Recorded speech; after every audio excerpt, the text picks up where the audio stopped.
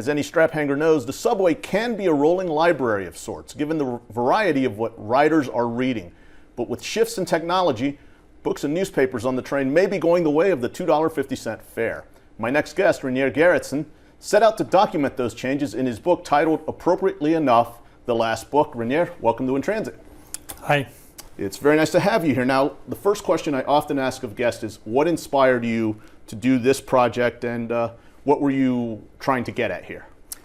Well, actually, I was in your subway in 2008 and 2009 during the crisis, and then I certainly thought that after every few months there were less books in the subway because everybody started reading tablets or working on their iPhone. So I thought I have to document this before all the books are gone. That's why the title is The Last Book. A lot of interesting books that I saw in your photographs, Pride and Prejudice, The Elements of Style. I found that fascinating that someone would be reading The Elements of Style on the train. Yeah. But I'm a print guy myself. I worked as a newspaper reporter for 17 years here in the city, and I always judged what people were reading on the train. If I saw people reading my paper, the Daily News or the New York Post, I knew we were doing well. It's depressing to me to see fewer people reading these days. Did you feel the same way? Yeah, it's a pity.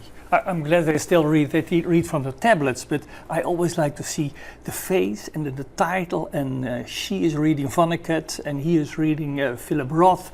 It's so nice to see this combination of the character you're seeing and what he's reading. That gives great information. Now, you were telling me that you wrote on several lines that you like to go to the newer trains because they're well lit for your photography. But if you could judge, what were the most literary lines, or perhaps the ones that are least read? Well, I prefer the 2 and the 3 because they're very, the 5 and the 6 because they're very busy. But the best books and the most books I had on the L.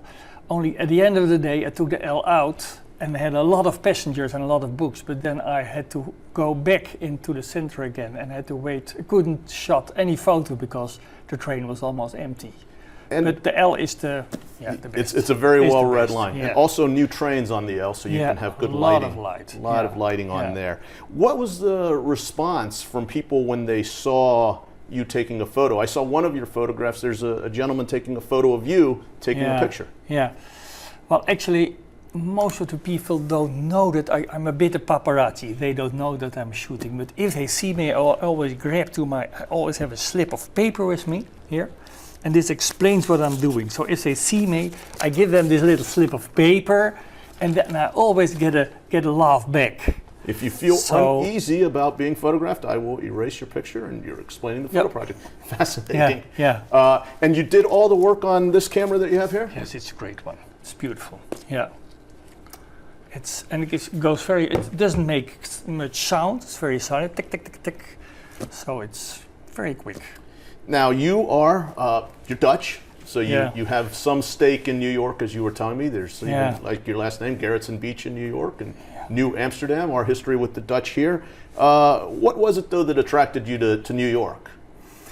Well, actually, I've been in a lot of cities and a lot of metros, but there is no metro in the world where people read so much and where people are so close together. So that's why it's so beautiful mix of people here in New York. So that's why I prefer New York. And I've seen them all: Delhi, Moscow, Shanghai, Singapore, all. But New York is the best. It's great. And you also find it to be it's quite a mix down there. Quite a traveling bookstore we have down there. Just a well-read. You read a lot. Yeah, I think in Perth they're reading too, but in Amsterdam you hardly see any book on the subway. Is that so? So you couldn't have done this in your home country as well? No, impossible. And now we've got about 30 seconds here. So you had a display earlier in a gallery in New York. In the this city. is, for instance, one of the pictures that was on show at the Julie Soul Gallery.